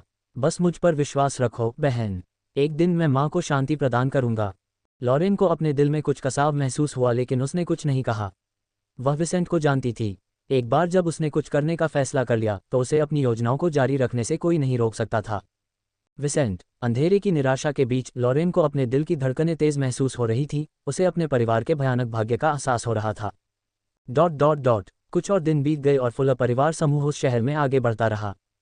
इस दौरान विसेंट और लॉरेन ने डॉक्टर मार्कस के साथ अपना इलाज जारी रखा था, जबकि नीना अंततः उस जटिल प्रक्रिया के बाद होश में आ गई थी। डॉक्टर मार्कस ने एंड्रू को जो बताया था उसके अनुसार उसका मामला नाजुक था और उसे अगले 6 महीनों तक हर महीने अपनी सबसे छोटी बेटी को डॉक्टर के पास ले जाना था। फिलहाल तो ऐसा लग रहा था कि उसे बहरेपन के अलावा कोई और बीमारी नहीं है, लेकिन उसके ऑपरेशन के निशान कभी भी उभर सकते थे। यदि उसमें कोई चिंताजनक लक्षण दिखाई दे तो उसे बेहतर रैंक वाले डॉक्टरों की तलाश करनी चाहिए, यदि संभव हो तो जादूगरों की। स्कॉट प्रांत के अधिकांश हिस्सों में उस श्रेणी के जादूगरों की अनुपस्थिति के कारण जैसे ही नीना एक दिन पहले जागी, एंड्रू ने साल्टस्टार सिटी के लिए प्रस्थान करने का निर्णय ले लिया। पहले वे वहां व्यापार के सिलसिले में जाते थे, लेकिन अब उसे नहीं पता था कि वह अब भी वहां जाना चाहता है या नहीं। शायद इस शहर में रहकर अपने बच्चों की देखभाल करना उसके लिए सबसे अच्छी बात थी। लेकिन नीना की ज़रूरत के बारे में पता चलने पर वह वापस लौट आया और अपने परिवार के साथ एक रात पहले ही अपने पुराने गंतव्य के लिए रवाना होने का फैसला किया। तो इस समय एंड्रू और उसका परिवार सड़क पर थे। एक बार फिर वे प्रांत के सबसे बड़े शहर की यात्रा पर निकले थे। इस बार उनकी गाड़ी के अंदर का माहौल काफ़ी शांत था और हर व्यक्ति अपने अपने नुकसान से निपट रहा था। ये यात्रा ज़्यादा लंबी नहीं थी और अगले 3 सप्ताह में वे अंततः प्रांत के सबसे बड़े शहर में पहुंच गए, जहां उनका निकट भविष्य निहित था। पब फ्यूचर द्वारा विज्ञापन संपर्क टॉस साइट मैप दान करें। मेनू दिखाओ। उपन्यास ऑनलाइन पूरा पढ़ें। उपन्यास बिन।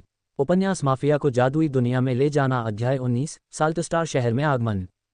माफिया को जादुई दुनिया में ले जाना। C19 साल्टस्टार सिटी में आगमन। पब फ्यूचर द्वारा विज्ञापन। अध्याय 19 साल्टस्टार शहर में आगमन। फुलर परिवार की किराए की गाड़ी में साल्टस्टार सिटी के आसपास पहुंचने पर उस परिवार के सदस्य वहां पहुंचने पर जिस मनोदशा की कल्पना उन्होंने की थी उससे भिन्न मनोदशा में थे। जबकि कुछ लोग प्रांत के सबसे बड़े शहर को गंभीरता से देख रहे थे, अन्य लोग केवल उस स्थान की बढ़ती हुई उत्तेजित ध्वनि को सुन रहे थे जो उनके कानों तक पहुंच रही थी। एंड्रू के पीले निर्जलित चेहरे पर एक गंभीर भाव था। आज वह उस जीवंत व्यक्ति की तुलना में कुछ साल बड़ा लग रहा था जो कुछ हफ्ते पहले मार्टेल विलेज छोड़कर चला गया था। उसके सिर और दाढ़ी पर सफ़ेद बाल उगाए थे जो उसकी बढ़ती निराशावादिता के साथ प्रकट हुए थे। मुझे नीना के लिए एक डॉक्टर ढूंढना है, उसने अपनी प्राथमिकता के बारे में सोचा। इस व्यक्ति के कंधों पर समस्याओं का एक पूरा संसार था, लेकिन उसने उन्हें नज़रअंदाज कर दिया जब तक कि उसने अपनी सबसे बड़ी चिंता, अपनी सबसे छोटी बेटी के जीवन का समाधान नहीं कर लिया। विसेंट शारीरिक रूप से ठीक था और लॉरेन, भले ही उसने अपनी दृष्टि खो दी थी, अंततः बड़ी दुर्घटनाओं के बिना रह सकेगी। केवल नीना को कुछ भी गारंटी नहीं थी। जब एंड्रू उसके बारे में सोच रहा था तो ये छोटी लड़की अपने पिता की गोद में दूर शहर को देख रही थी, और जब उनकी गाड़ी पहाड़ी से नीचे उतर रही थी तो वह शहर का अधिकांश भाग देख रही थी।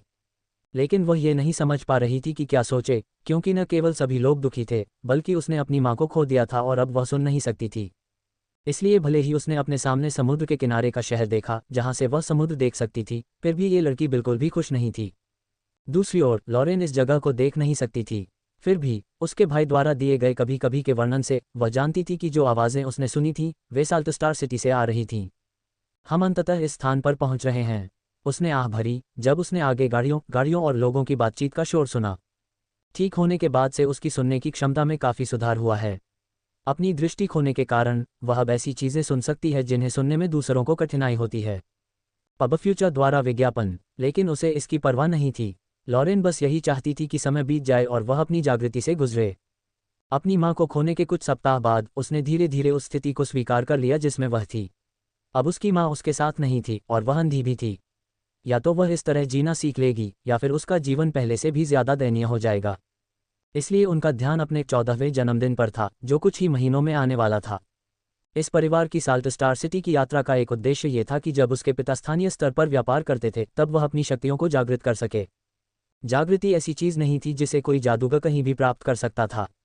केवल 50,000 से ज़्यादा निवासियों वाले शहरों में ही जागृति मंदिर होता था, एक खास जगह जहां आमतौर पर जादुई रत्न पाए जाते थे। चूंकि वह वयस्क होने के करीब थी और जागृति से गुजर रही थी, एंड्रू ने स्कॉट प्रांत के सबसे बड़े मंदिर में अपनी बेटी की जादुई शक्तियों को जागृत करने के अवसर का उपयोग करने की योजना बनाई। अब लॉरेन बस यही चाहती थी कि वह अपनी शक्तियों को जागृत करे और घर लौट जाए। उसके बाद से वह खुद के साथ बेहतर ढंग से रहना सीख सकी और आगे क्या करना है इसकी योजना भी बना सकी। लेकिन यह विसेंट के मन में जो था उससे बिल्कुल अलग था। इस शहर को देखते हुए इस काले बालों वाले लड़के की आंखें बाज की तरह तेज थीं। इस जगह पर उसे मौज मस्ती करने और इस दुनिया के बारे में और जानने का कोई मौका नहीं मिला। उसके पास अपने पिता के साथ व्यापार शुरू करने और धीरे धीरे अपने पिता की सारी संपत्ति अपने हाथ में लेने का मौका था। मैं इसका उपयोग अपने लिए धन जुटाने तथा अपने परिवार के लिए आवश्यक जानकारी जुटाने के लिए करूंगा। उन्होंने कई बातें मन में रखते हुए सोचा, लेकिन आगे बढ़ने का सर्वोत्तम तरीका जानने के लिए उन्हें बुनियादी जानकारी की आवश्यकता थी। फिलहाल वह निश्चित रूप से कुछ भी नहीं चुरा सकता था, क्योंकि वह नहीं जानता था कि जादू खजाने की सुरक्षा और इस तरह की चीज़ों को कैसे प्रभावित कर सकता है। लेकिन अपने पिछले जन्म में एक डाकू के रूप में उसे अपने लक्ष्यों को प्राप्त करने के लिए जो कुछ भी चाहिए था, उसे चुराने में कोई आपत्ति नहीं थी। फिलहाल उन्होंने इस विकल्प को किनारे रखा है और अपने पिता के व्यापारिक साझेदारों के माध्यम से संपर्क और जानकारी प्राप्त करेंगे।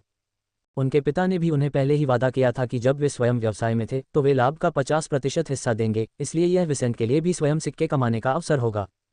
हम इस शहर में तब तक रहेंगे जब तक लॉरेन अपनी जादुई शक्तियों को जागृत नहीं कर लेती। उसके बाद हम गांव लौट जाएंगे, उसने सोचा जब उसने अपनी गाड़ी को शहर के प्रवेश द्वार के पास आते देखा।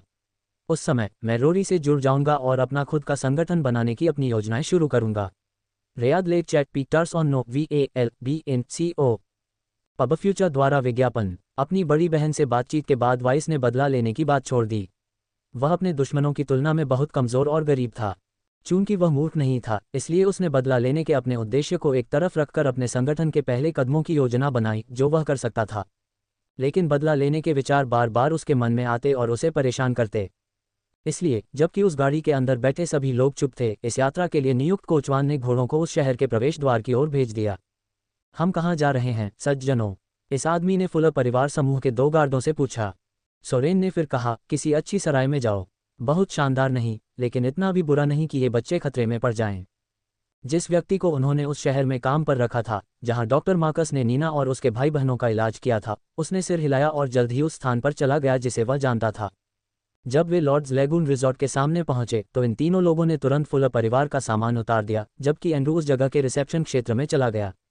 इस दुनिया में भंडारण वस्तुएं तो थीं, लेकिन वे उनके जैसे साधारण लोगों के लिए महंगी जादुई वस्तुएं थीं। इसलिए वे जिस शहर से डॉक्टर मार्कस से मिले थे, वहां से जो भी सामान वे लाए थे उसे उतारने के लिए उस गाड़ी में रखा गया। सुप्रभात सर, लॉर्ड्स लेगून रिजॉर्ट में आपका स्वागत है। क्या आपके पास आरक्षण है? एक खूबसूरत गोरी महिला परिचारिका ने उस समूह को देखने के तुरंत बाद पूछा जो अभी अभी इस जगह के फ्रंट डेस्क में दाखिल हुआ था। जब एंड्रू उसे उत्तर दे रहा था, विसेंट और नीना इधर उधर देख रहे थे, जहां से वे समुद्र तट को देख सकते थे जो उनके पास ही था। जब उसके पिता ने रिसेप्शनिस्ट को अपने अपार्टमेंट की चाबियां खरीद लीं तो वे वहां से चल पड़े। वाइस ने अपनी दोनों बहनों का हाथ पकड़ते हुए उन्हें निर्देश दिया। नीना को चलने में कठिनाई हो रही थी, जिससे एंड्रू को हाल ही में चिंता हो रही थी, जबकि लॉरेन को दृष्टि दोष के कारण मार्गदर्शक की आवश्यकता थी। लेकिन विसेंट के लिए यह कोई समस्या नहीं थी और जल्द ही वे उस स्थान पर पहुंच गए जहां उन्हें अगले कुछ महीनों तक रहना था। उनके अपार्टमेंट में केवल 2 शयन कक्ष, एक बैठक कक्ष, 2 स्नानघर, एक रसोईघर और समुद्र तट की ओर देखने वाली एक सुंदर बालकनी थी। इस समूह में से किसी ने भी दृश्य को देखने में अपना समय बर्बाद नहीं किया और जैसे ही उनके बैग पहुंचे, वाइस ने अपनी बहनों को उनकी चीजें उस कमरे की अलमारियों में रखने में मदद की, जिसे अब से वे तीनों साझा करेंगे। फिर जब 2 पारिवारिक गार्ड उस अपार्टमेंट के बाहर खड़े थे, एंड्रू अपने बच्चों के कमरे में गया और वाइस को बुलाया। विसेंट, अपनी बहनों की मदद करना बंद करो और मेरे पास आओ। कल मैं इस शहर में अपना व्यवसाय निपटाना शुरू करूंगा। तुम मेरे साथ चलोगे और मेरे द्वारा तय किए गए कुछ छोटे मोटे सौदों का नेतृत्व करोगे। उसने बिना किसी भावना के कहा और फिर अपने कमरे में वापस जाकर दरवाज़ा बंद कर लिया। जब विसेंट का काम समाप्त हुआ तो उसने अपनी बहनों से देर न करने का वादा किया और अपने पिता के कमरे में चला गया। पिताजी, आप मुझसे क्या बात करना चाहते थे? उसने पूछा। जब वह वहां पहुंचा तो उसने देखा कि उसके बूढ़े पिता एक हाथ में पे का गिलास और मुंह में एक बड़ा सिगार लिए एक कुर्सी पर बैठे हैं। पब फ्यूचर द्वारा विज्ञापन। संपर्क टॉस साइट मैप दान करें। मेनू दिखाओ। उपन्यास ऑनलाइन पूरा पढ़ें। उपन्यास बिन। उपन्यास माफिया को जादुई दुनिया में ले जाना। अध्याय 20 अंतहीन दुर्भाग्य। माफिया को जादुई दुनिया में ले जाना। C20 अंतहीन दुर्भाग्य। पब फ्यूचर द्वारा विज्ञापन। अध्याय 20 अंतहीन दुर्भाग्य। अगले 3 दिनों तक विसेंट और एंड्रू साल्टस्टार शहर में घूमते रहे और ऐसे स्थानीय संपर्कों की तलाश करते रहे जिनके साथ वे व्यापार कर सकें। एंड्रू के कुछ परिचितों ने पहले ही दूसरों के साथ सौदा कर लिया था क्योंकि उसे इस स्थान पर पहुंचने में कई सप्ताह की देरी हो गई थी। लेकिन इस शहर में अभी भी उसके पास ऐसे अवसर थे कि वह अपनी योजनाओं को पूरी तरह विफल न कर सके। उन दिनों दोनों के बीच हुई बैठकों के बाद वे दो स्थानीय व्यापारियों के साथ बातचीत करने में सफल रहे और अगले कुछ दिनों में उनसे फिर बात करेंगे। एंड्रू के पास अभी भी स्थानीय स्तर पर कुछ नाम थे, लेकिन छोटे स्थानों पर वह जो कुछ भी कर सकता था। उसके विपरीत इस शहर में उसके जैसे किसी व्यक्ति को जो कुछ भी करना था उसे पहले से निर्धारित करना पड़ता था। स्थानीय व्यापार का स्तर उसकी अपेक्षा बहुत अधिक था और चूंकि वह अभी भी छोटा था, इसलिए उसे उस समय का इंतजार करना पड़ा जब उसके संपर्क सूत्र उसे स्वीकार कर सकें। फिलहाल वह इनमें से कुछ लोगों से संपर्क करने में सफल रहे हैं, लेकिन बाकी लोगों से वह अगले कुछ दिनों में ही मिल पाएंगे जब वह इन लोगों से मुलाकात करने में सफल हो जाएंगे। लेकिन यह उनके या विंसेंट के लिए कोई समस्या नहीं थी। व्यापारी होने के नाते वे ऐसे लोग थे जो जानते थे कि एक बुरा दिन उन्हें नीचे गिराने के लिए पर्याप्त नहीं था और उनमें कोशिश करते रहने का धैर्य था। इन शुरुआती बातचीत के दौरान एंड्रू नीना की देखभाल के लिए तीसरे चरण के डॉक्टर की तलाश कर रहा था। इस दुनिया में पेशेवरों के लिए कोई वर्गीकरण नहीं था। डॉक्टरों या किसी भी अन्य पेशेवर को उनके जादू के स्तर के अनुसार वर्गीकृत किया गया था।